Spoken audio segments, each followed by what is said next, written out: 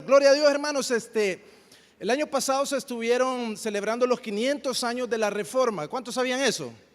Amén, ¿verdad? Y precisamente este día 31 de octubre, hace muchos años atrás, en el 1517, Martín Lutero, ¿verdad? Que fue, digamos, uno de los mayores, por decir, íconos de que es la Reforma Protestante, hizo algunas protestas. Y bueno, la Reforma Protestante fue un periodo en la historia durante el cual Dios levantó a muchos hombres, ¿verdad? Entre estos, como Martín Lutero, hombres fieles y apasionados por la palabra del Señor, ¿verdad?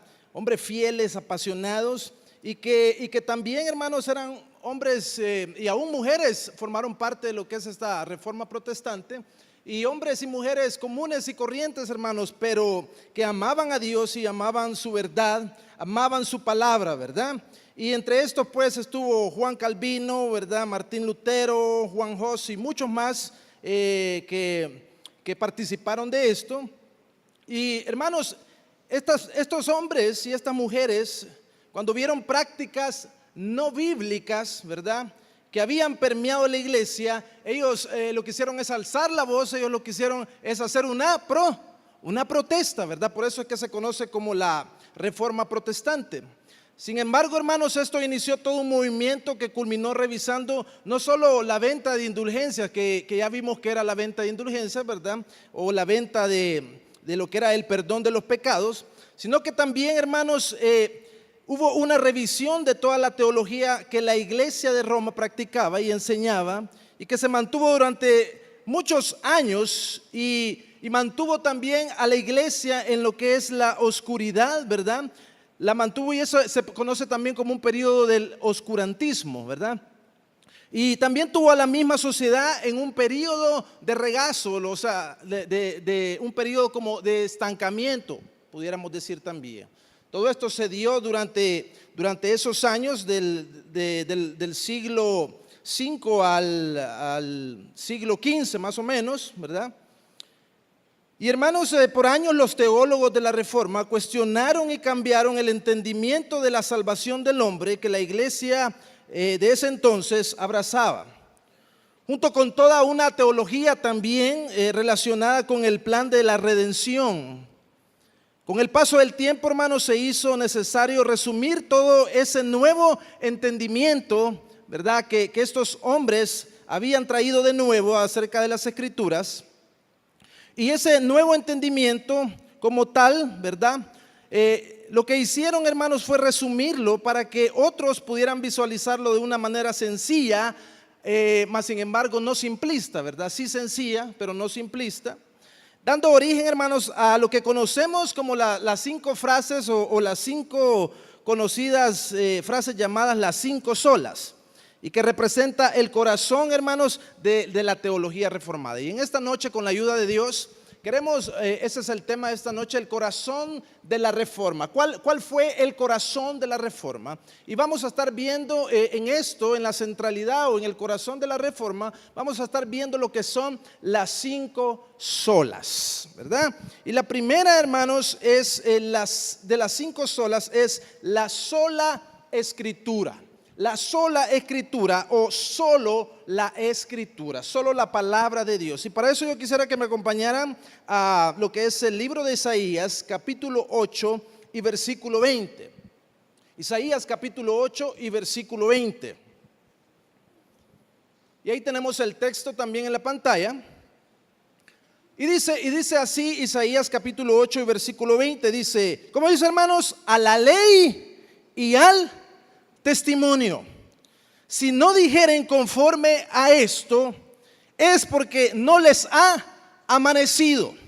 Otra versión dice, si no dicen o si no hablan conforme a esto, es porque luz no hay en ellos, dice. Otra versión, ¿verdad?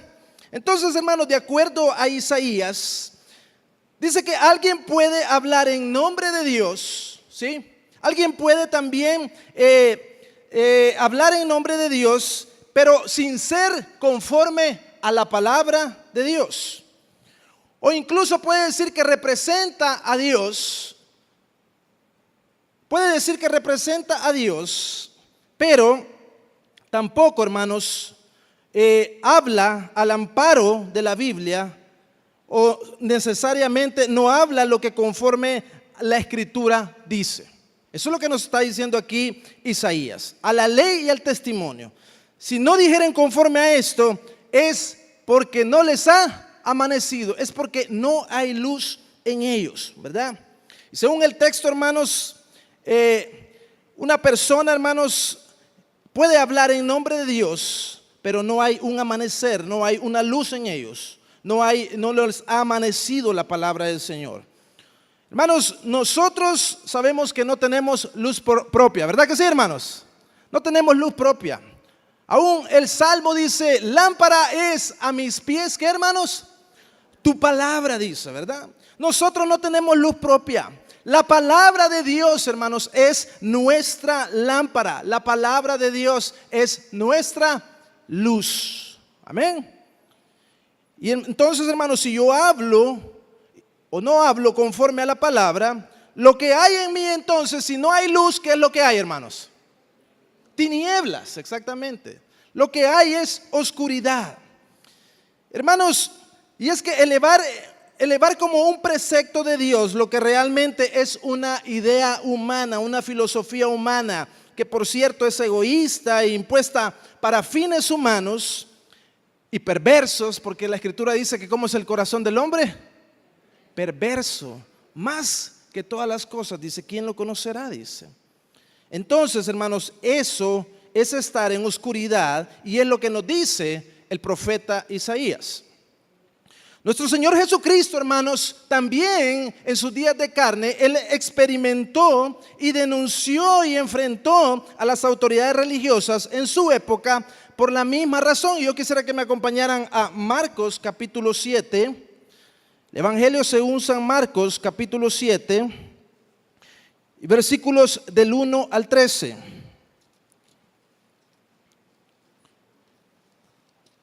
Vamos a verlo en la pantalla también, si no lo. Marcos 7, del 1 al 13. Y dice, mire, los fariseos y algunos de los escribas que habían venido de Jerusalén se acercaron a Jesús, dice, y vieron que algunos de sus discípulos comían pan con manos impuras, es decir, sin habérselas, ¿cómo, hermanos? Lavado. Los fariseos y todos los judíos, ¿cómo dice que viven, hermanos? Viven aferrados a la tradición de los ancianos. De modo que si no se lavan las manos, muchas veces, ¿qué hacen, hermanos? No comen. Así que, hermanos, usted para comer se tiene que ir a lavar las manos, vea. Bueno, nosotros no lo hacemos tanto por tradición, sino que nosotros le enseñamos a nuestros hijos que se laven las manos por higiene, ¿verdad? Pero a la postre eso se vuelve el qué, hermanos, una costumbre, eso se vuelve una tradición, ¿verdad? ¿Y cuánto le hemos dicho a nuestros hijos? Anda, lávate las manos antes de comer, ¿verdad? Les decimos, ¿sí? Entonces, hermano, el versículo 4 dice, cuando vuelven del mercado, dicen, no comen si antes el que, hermanos, no se lavan las manos. Y conservan también muchas otras tradiciones, no solo esas, sino que hay muchas más, como el lavar los vasos en que beben, los jarros, los utensilios de metal y las camas. Entonces los fariseos y los escribas le preguntaron a Jesús, y ahí viene la pregunta de estos hombres que estaban aferrados a la tradición. Y dice, ¿por qué tus discípulos no siguen la tradición de los ancianos, sino que comen pan con manos impuras? Jesús le respondió, ¿cómo le respondió, hermanos? Hipócritas. Bien profetizó de ustedes Isaías cuando escribió, este pueblo me honra con los labios, pero su corazón está lejos de mí. No tienen sentido que me honren si sus enseñanzas son mandamientos humanos. Porque ustedes dejan de lado el mandamiento de Dios. Ustedes dejan de lado el que, hermanos, la sola escritura. Ustedes dejan de lado la palabra de Dios, la autoridad máxima. Ustedes dejan de lado las sagradas escrituras, les decía. Y se aferran a la tradición de los hombres, es decir, al lavamiento de los jarros y de los vasos para beber y a muchas otras cosas semejantes. También les dijo, qué bien invalidan ustedes el mandamiento de Dios para mantener su propia tradición. Porque Moisés dijo, honra a tu padre y a tu madre, Y también el que maldiga a padre o a madre morirá irremisiblemente. Pero ustedes dicen, basta que alguien diga al padre o a la madre todo aquello con que podría ayudarte es Corbán, dice. Y con eso ustedes ya no permiten que nadie ayude más a su padre o a su madre. Es así como ustedes invalidan la palabra de Dios. Mire bien, ponga atención a esto, hermanos. Es así como ustedes invalidan la palabra de Dios, el mandamiento de Dios. ¿Cómo, hermanos? Por las tradiciones. Además de que hacen muchas otras cosas parecidas. Entonces, hermanos, lo que Jesús les estaba diciendo a estos hombres es: habéis invalidado así la palabra de Dios, habéis invalidado así la sola escritura por vuestra tradición. Hoy en día, hermanos, muchas iglesias también o denominaciones, y aún en el cuerpo, digamos, o en el campo evangélico cristiano, también, hermanos, hay un rechazo al principio de la sola escritura o de la suficiencia de la escritura, porque la sola escritura es que las escrituras son suficientes. No necesitamos más, es lo que está diciendo, ¿sí? Y por eso, hermanos, es que vemos cómo se oye de muchas aberraciones como el evangelio de la prosperidad, ¿verdad? El que no te vayas sin tu milagro, ¿sí? El que trae aquí tu ofrenda y vas a recibir un milagro, como era el tiempo de Martín Lutero, que al nomás sonar la monedita decía, ¡pling!, la alma salía ¿de dónde, hermano? Del purgatorio, ¿verdad? Entonces, imagínense a alguien que hubiera tenido un montón de familiares pecadores, hermanos, y estaba con la pena de que no hubieran sido perdonados, y iba a echar sus moneditas, ¡pling, pling, pling, pling, pling, pling, pling, pling!, ¿verdad? Y con eso se creía que la gente era perdonada y salía de ese lugar, ¿verdad?, llamado el purgatorio. Pero entonces, hermanos, las maratones cristianas, el decláralo, pídelo como tú quieras. Bueno, alguien me contaba una vez de que venía de una iglesia en donde le habían dicho de que si pedía un carro lo tenía que pedir con el color, con el modelo, con las llantas, con esto, con lo otro, exactamente así lo tenía que pedir. Lo tenía que declarar, lo tenía que reclamar, ¿verdad?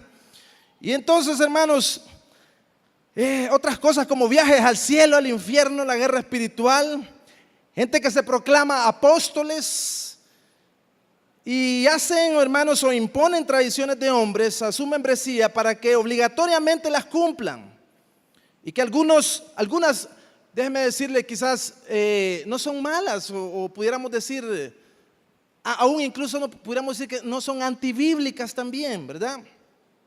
Pero, hermanos, tampoco pueden ser enseñadas como estándar para todo el mundo, ni llevarlas a un nivel de la palabra de Dios.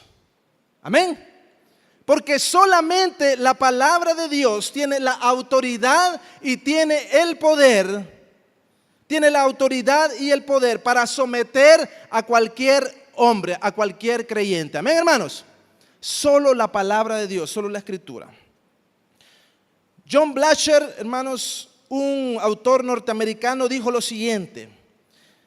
Mire bien lo que dijo: los hombres no rechazan la palabra porque encuentren faltas en ellas.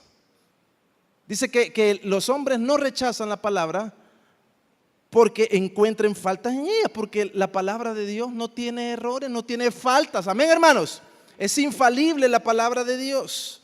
Sino que la rechazan porque en ellas encuentran faltas en ellos.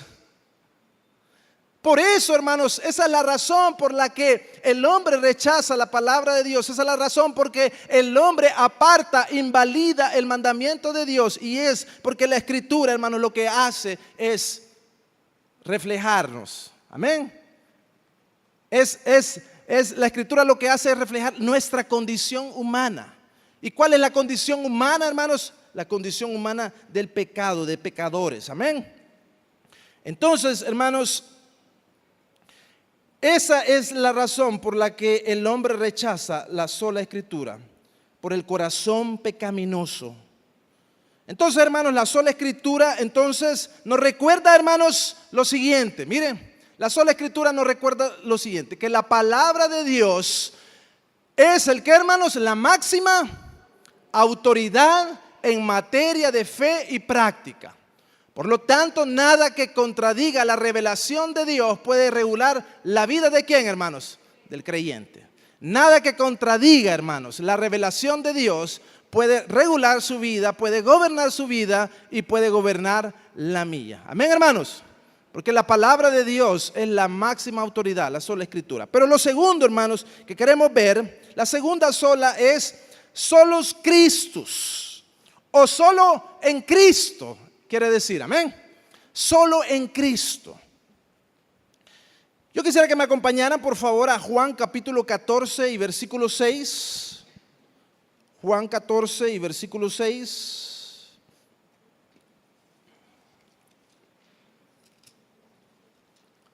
Y dice Juan 14 y versículo 6, dice lo siguiente.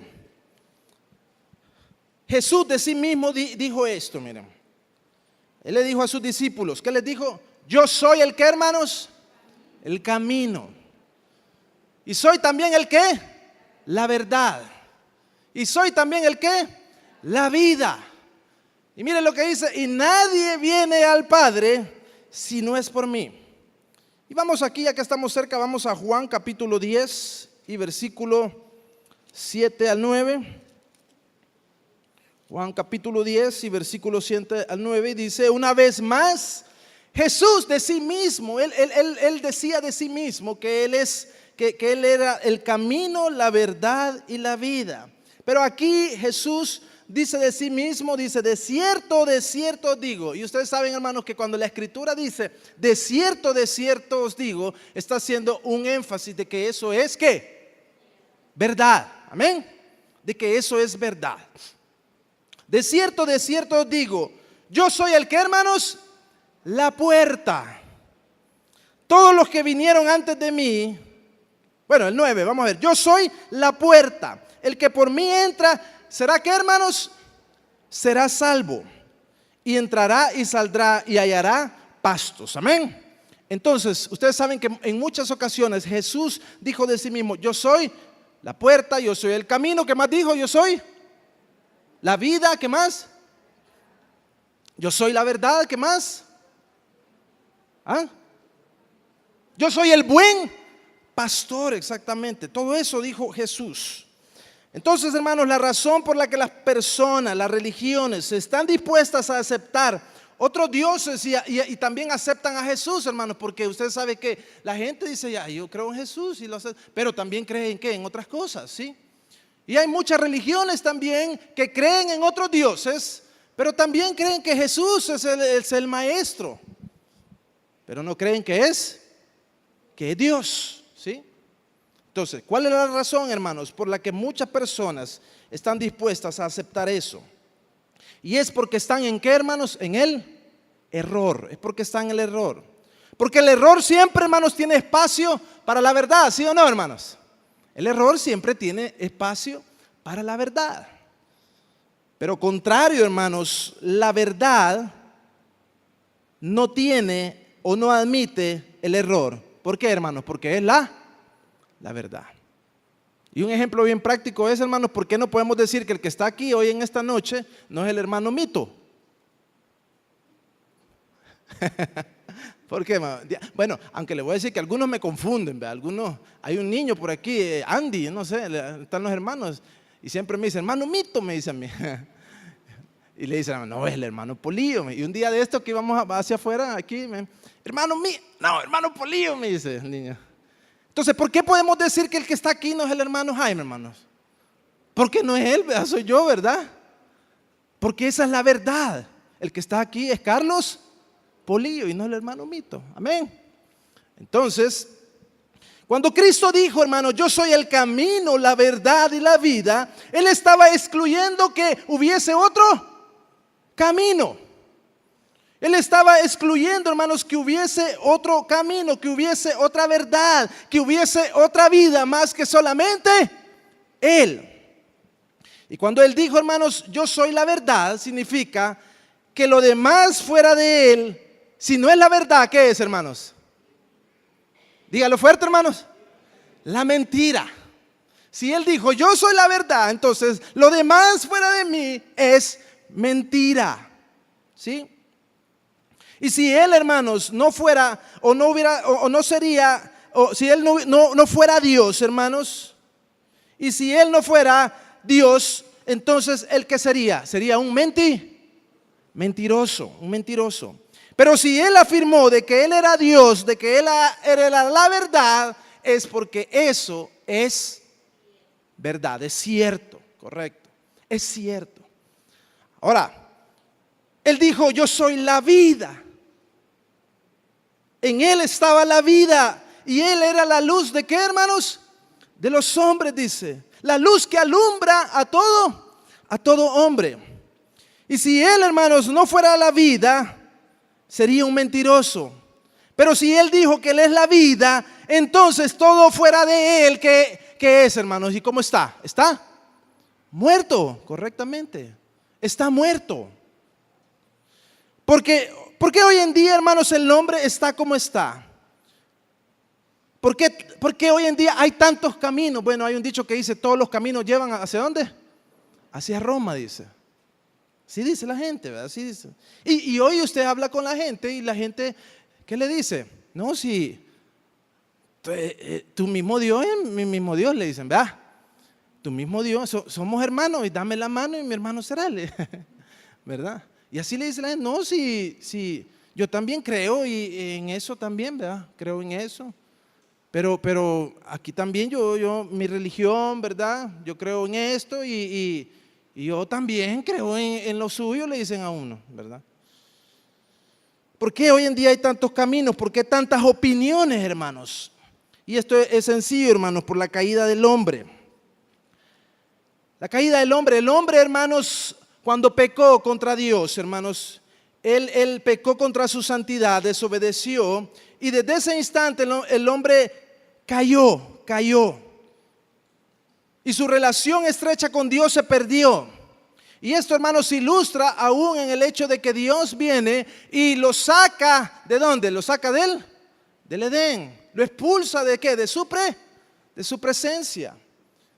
Y tanto así, hermanos, que Dios garantizó que el hombre no iba a volver, era poniendo un ángel con una espada, para que el hombre no regresara a ese lugar precioso en donde el Señor lo había creado perfecto, donde disfrutaba del Dios perfecto, donde tenía comunión con el Dios perfecto y donde tenía aún su libre albedrío, ¿verdad? Entonces viene el hombre, hermanos, y ante esa imposibilidad de poder volver a Dios, el hombre lo que hace es idear sus propios caminos. Es así como inventa diferentes cosas que representan, todas las cosas que el hombre ha inventado representan el camino del esfuerzo humano por ir a Dios de nuevo, ¿sí? Y es así como hay diferentes caminos que hoy en día el hombre ha ideado, como la moralidad, la filosofía, las religiones. Pero, hermanos, el mismo Dios que expulsa al ser humano de su presencia, porque Él fue el que lo expulsó, ¿verdad?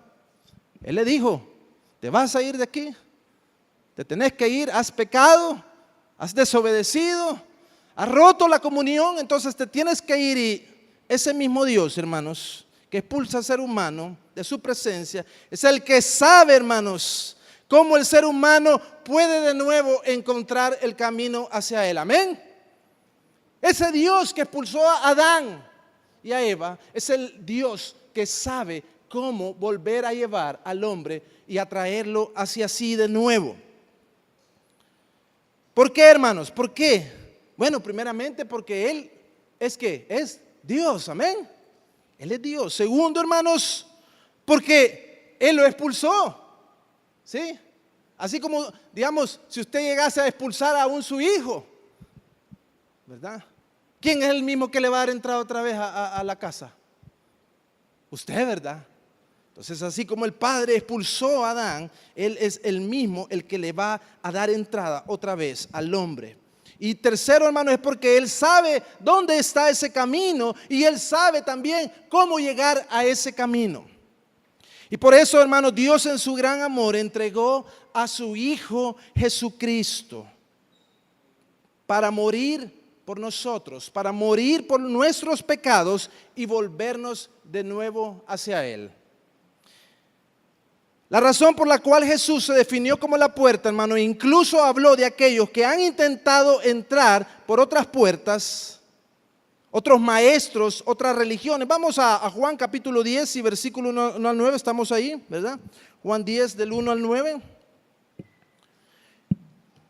Dice así: yo soy la puerta. Vamos a ver del 9. Yo soy la puerta, el que por mí entrare será salvo, y entrará y saldrá y hallará pastos. El ladrón no viene sino ¿para qué, hermanos?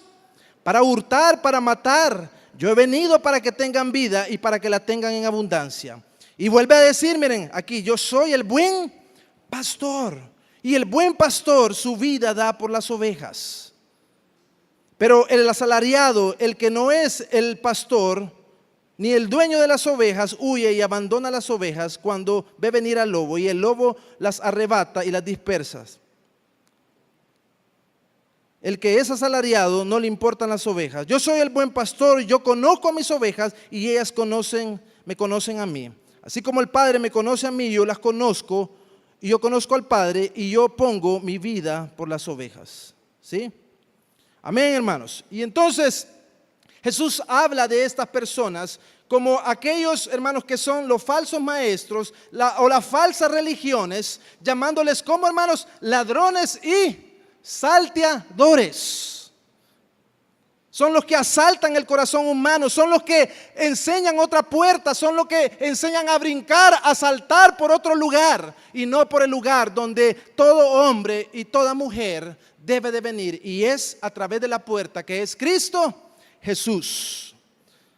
Todo aquel, hermanos, que entre por la puerta que es Cristo Jesús, que dice la Escritura, va a ser salvo. Amén. Va a ser salvo. Entrará, dice, y saldrá y hallará el que, hermanos, pastos. Haya pastos verdes. Pero eso es si entra por la puerta que es Jesús. Amén. Entonces, hermanos, el principio de solus Cristo dice entonces que la salvación, hermanos, se encuentra solamente ¿en quién, hermanos?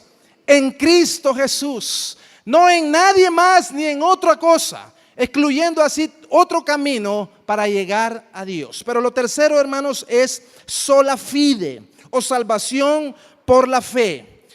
Y esto, hermanos, tiene su fundamento en Romanos capítulo 1 y versículo 7, si me acompañan. Romanos capítulo 1 y versículo 17. Sola fide, o salvación solamente por la fe. Tiene ahí, hermanos, hay muchos versículos más que pudiéramos ocupar, hermanos, pero este es un texto muy, muy precioso que se basa, o que pudiéramos decir ampara lo que estamos hablando en esta noche. Porque dice, porque en el Evangelio la justicia de Dios se revela ¿cómo, hermanos? Por fe y para fe. Como está escrito, mas el justo, ¿cómo va a vivir, hermanos? Va a vivir solamente por la fe.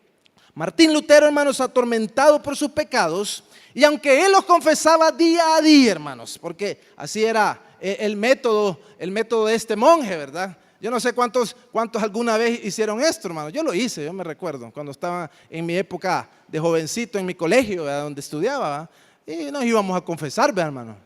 Y decíamos ahí todo lo malo que hacíamos, y nos mandaban a repetir un par de oraciones, ¿verdad? Por ahí, ¿verdad? Yo no sé cuántas oraciones le tocó a usted, cuántos padres nuestros, ¿verdad? Le tocó a usted hacer, ¿verdad? A mí me tocó hacer varios, hermano, porque yo era bien pecador, ¿verdad? Entonces, Martín Lutero no tenía paz, quizás como usted también no tenía paz en aquel entonces, o como muchas personas que no tienen paz hoy en día. Y él un día pudo entender que la justicia de Dios es aquella por la cual el justo vive. La justicia de Dios, hermanos, tiene que ver con la rectitud moral que Dios demanda para poder entrar a su reino. La rectitud moral, la perfección, la santidad que Dios demanda a todo hombre para poder entrar a su reino.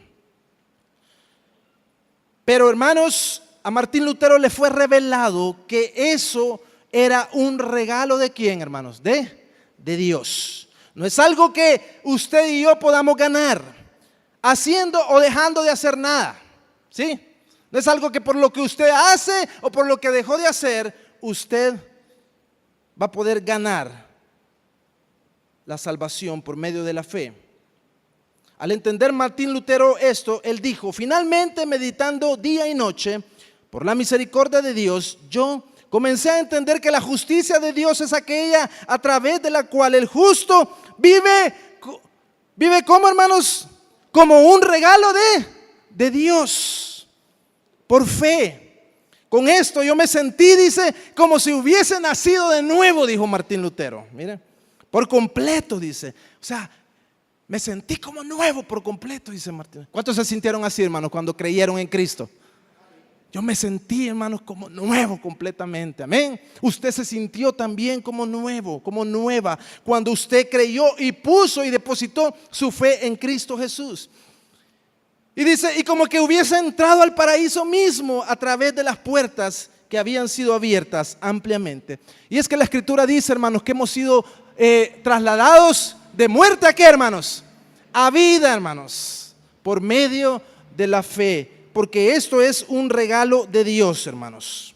Así como Martín Lutero, hermanos, no entendía estas palabras de cómo por fe el pecador puede adquirir justicia de Dios. Como quizás algún día nosotros no creíamos y andábamos haciendo muchas cosas, hermanos, penitencias, muchas cosas, muchas obras buenas, y que en nuestra justicia nos creíamos, hermanos, que podíamos alcanzar la misericordia de Dios, hermanos. Así hoy en día hay muchas personas que no entienden esto.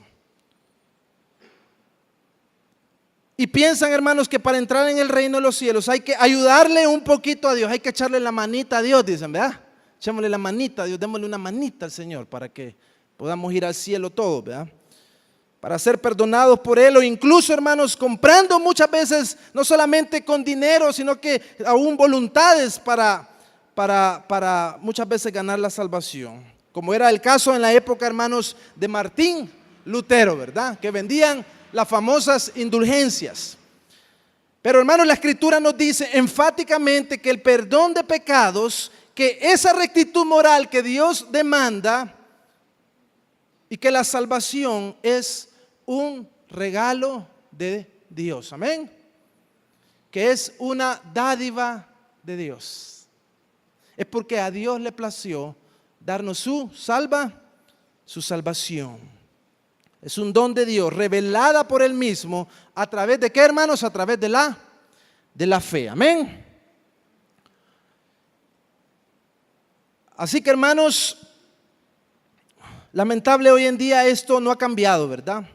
Ni en la iglesia tradicional, ni en la mente de las personas que piensan que los pecados son perdonados a través de obras y sacrificios. Cuando la Escritura nos enseña que por las obras de la ley ningún hombre podrá ser, ¿qué, hermanos?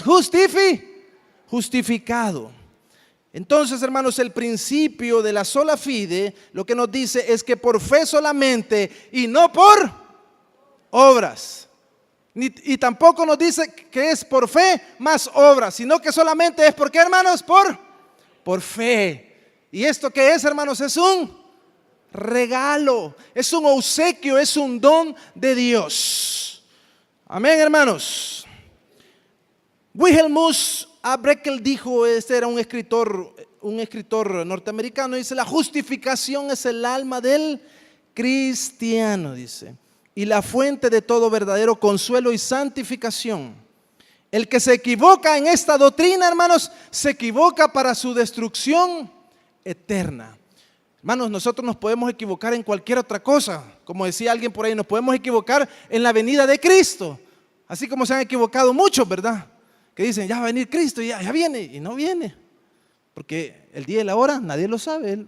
Pero nos podemos equivocar, hermanos. Pero que nos equivoquemos de que la salvación no es por medio de la fe, esto sí es muy grave, ¿verdad, hermanos? Esto dice, este escritor dice, el que se equivoca en esto, se equivoca para su destrucción eterna. Nos podemos equivocar en cualquier otra cosa e ir al cielo, dice. Amén, hermano. ¿Verdad que sí? Nos podemos equivocar en cualquier otra cosa, pero vamos a ir al cielo, ¿verdad, hermano? Pero no podremos entrar en el reino de los cielos, porque la entrada al reino de los cielos, el nuevo nacimiento, la salvación es solamente, ¿por qué, hermanos? Por fe y no por obras. Amén. El cuarto, hermanos, principio de las 5 solas es la sola gracia. Sola gracia. O solo por gracia solamente. Y vamos a Efesios capítulo 2, versículo 8 al 9. Efesios capítulo 2, versículos 8 al 9. Dice la Escritura, ¿por qué, hermanos? Por gracia sois salvos por medio de la fe. Y esto no es ¿de quién, hermanos? No es de usted ni es de mí, pues es un don de Dios, no por obras, para que nadie, el que, hermanos, se gloríe. Entonces, hermanos, la razón de peso por la cual el cristianismo puede ofrecer el amor de Dios de manera incondicional, a diferencia, hermanos, de otras religiones, de otros métodos religiosos, como pudiéramos mencionar el budismo, el hinduismo, aún, hermanos, el judaísmo, que basa, hermanos, la salvación por la ley, ¿verdad? Los judíos todavía están bajo la ley, ¿verdad que sí? Entonces, la razón por qué es, hermanos, es porque hubo, hermanos, una persona que pagó la deuda pendiente que tenía o que tiene todo pecador. Amén. Es por eso. Es la gracia de Dios basada en su amor incondicional. De manera que la gracia de Dios, hermanos, puede ser definida como las riquezas de Dios dadas a nosotros a expensas de Cristo, o pudiéramos decir que es, hermanos, la riqueza de Dios que han sido heredadas a nuestras vidas por el sacrificio de Cristo Jesús. Amén. Principio, hermanos, de la sola gracia o sola gratia, como dice aquí, nos define que la salvación es por gracia, por medio de la fe. Amén. Sin ninguna contribución de obras, sin ninguna ayudadita para Dios. Especialmente la salvación no es por obras, sino que es por gracia, para efectos, hermanos, especiales de lo que es la salvación. Amén. La gracia de Dios es algo, hermanos, que Dios nos regala. De lo contrario, nosotros no podríamos haber creído si Él, hermanos, no nos la hubiera regalado. Y esto, como dicen, no viene de nosotros. Y mire lo que dice primera de Juan capítulo 12 y versículo 13. Mas a todos, dicen, los que le recibieron, a los que creen en su nombre, les dio el que, hermanos, potestad de ser hechos hijos de Dios, los cuales no son engendrados ni de carne ni de sangre, sino de voluntad, ni de voluntad de varón, sino de quién, hermanos, de la gracia de Dios. ¿Por qué decimos, hermanos, que es por la gracia de Dios? ¿Por qué decimos eso, hermanos?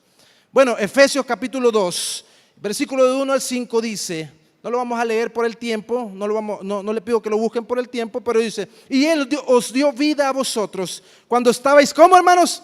Muertos en vuestros delitos y pecados, en los cuales anduvisteis en otro tiempo, siguiendo la corriente de este mundo, conforme al príncipe de la potestad del aire, el espíritu que ahora opera en quién, hermanos, en los hijos de desobediencia, entre los cuales también dice que, hermanos, estábamos ¿quiénes, hermanos?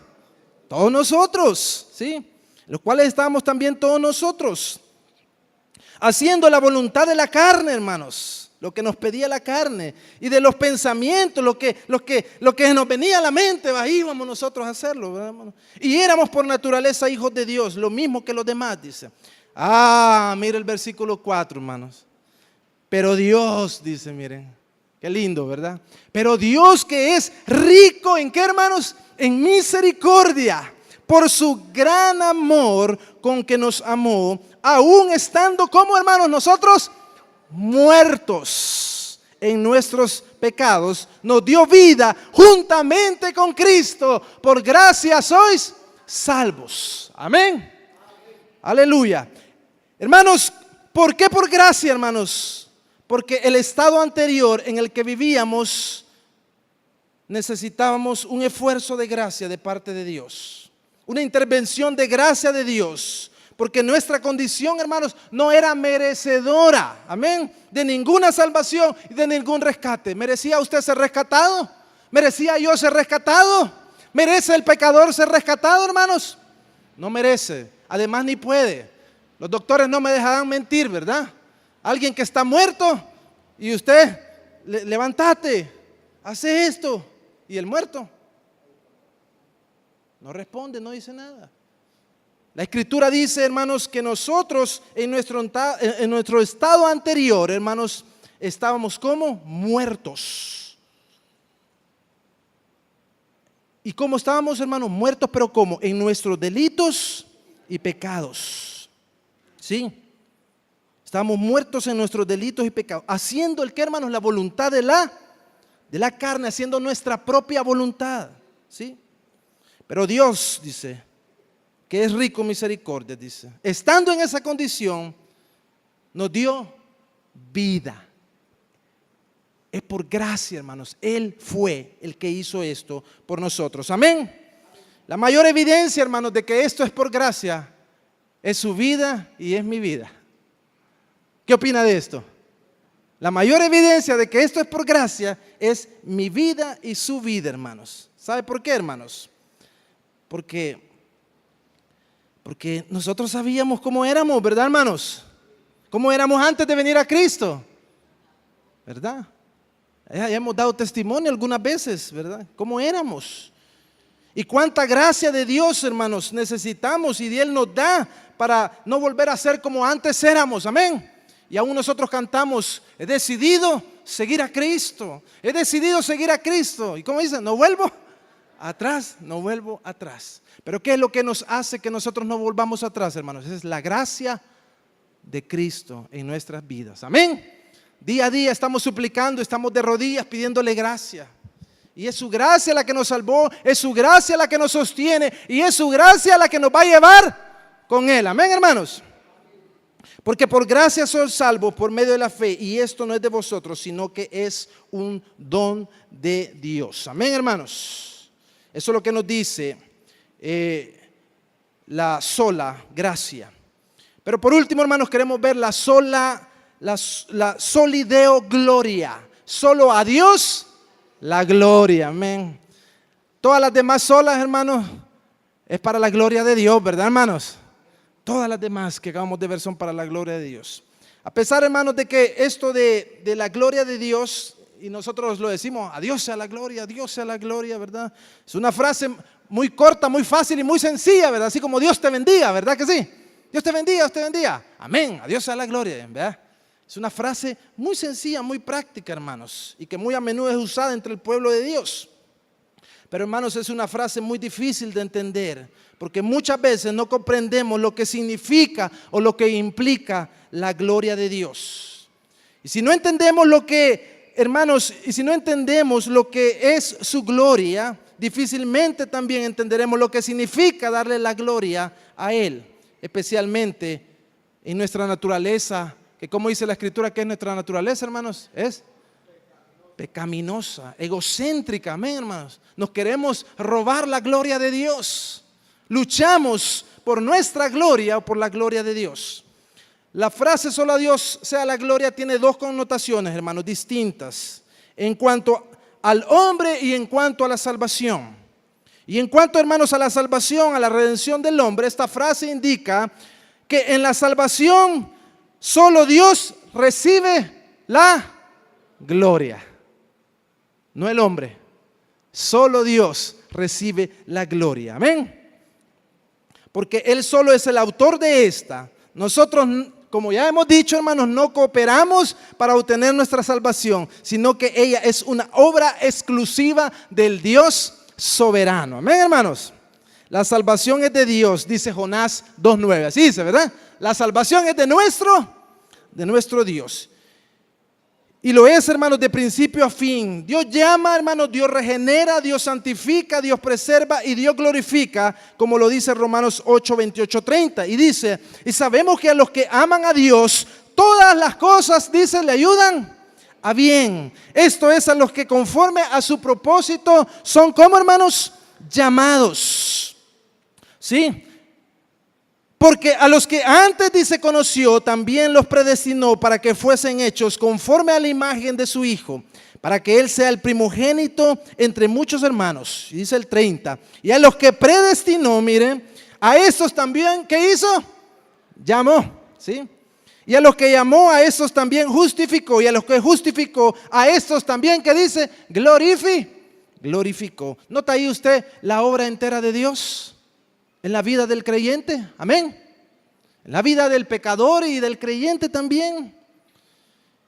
Pero la segunda connotación de la frase, hermanos, solo a Dios la gloria, tiene que ver con que nosotros fuimos creados para la gloria de Dios solamente. Usted y yo fuimos creados para la gloria de Dios solamente.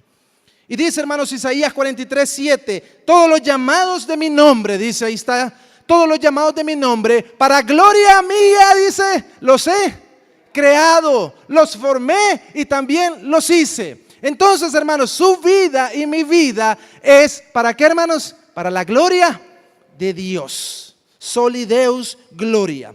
Expresado de otra manera, hermanos, de otra forma, la razón de nuestra existencia, la razón de nuestros trabajos, la razón de nuestro matrimonio, la razón de cualquier relación que usted tenga, la razón de usted como estudiante también, si usted es un joven, la razón es que nuestra vida total debe ser en primer lugar para la gloria de Dios. Nuestra carrera, nuestra profesión, nuestro oficio debe ser para la gloria de Dios.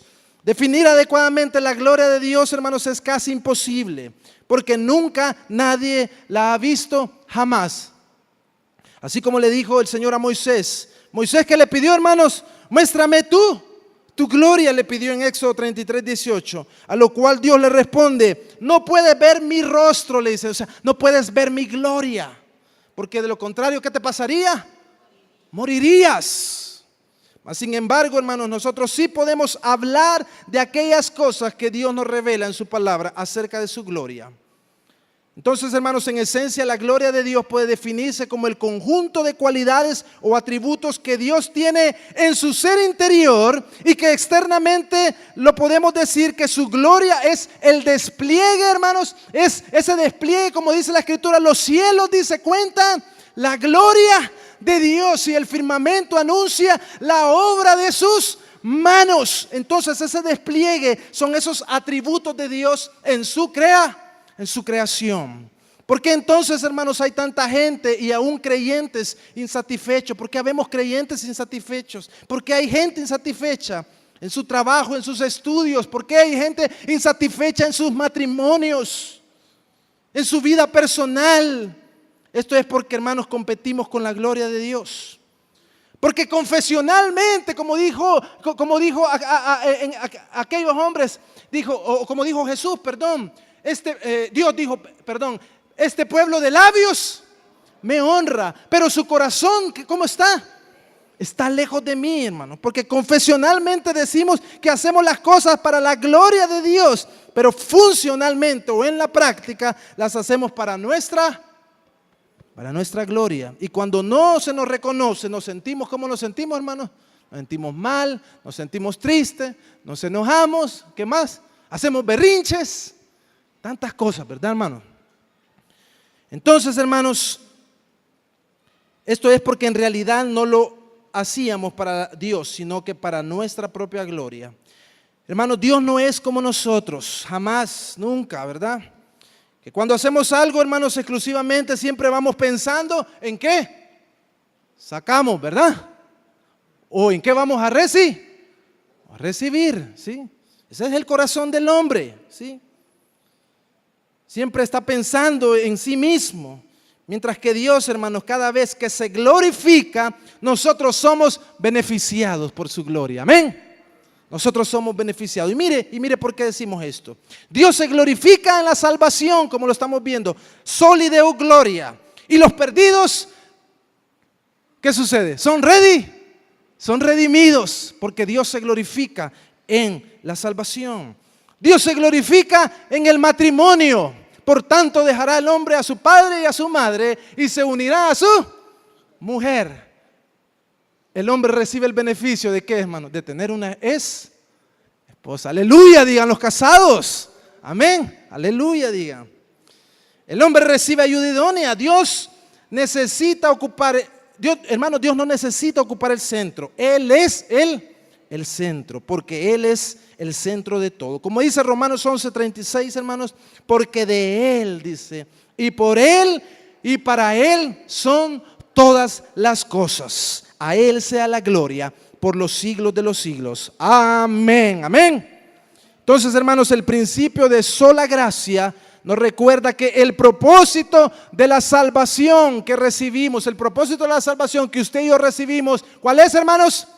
Glorificar a Dios, poner de manifiesto las excelencias o virtudes de su carácter. Entonces, hermanos, ¿quién es el que intervino? ¿A quién le damos la gloria por nuestra salvación? A Dios. ¿Y para quién vivimos, hermanos? Para Dios. Amén, hermanos. ¿Qué tal si nos ponemos de pie, hermanos, en esta noche? Vamos a darle gracias al Señor. ¿Cuánto quieren darle gracias, hermanos? ¿Cuánto quieren darle gracias, hermanos, por... Y se puede unir también y celebrar y puede regocijarse, hermanos, por este legado, hermanos, por este tesoro que estos hombres y estas mujeres, hermanos, al plantarse, al pararse, al defender, hermanos, la palabra de Dios y todo lo que la palabra de Dios enseña, hermanos, nos han dejado un gran legado, hermanos, que son estas 5 solas, que tienen su respaldo ¿en dónde, hermanos? En la sola Escritura. Amén, hermanos. ¿Cuántos queremos darle gracias al Señor? ¿Cuántos nos sentimos contentos? ¿Cuántos nos sentimos regocijados? Y podemos alabar.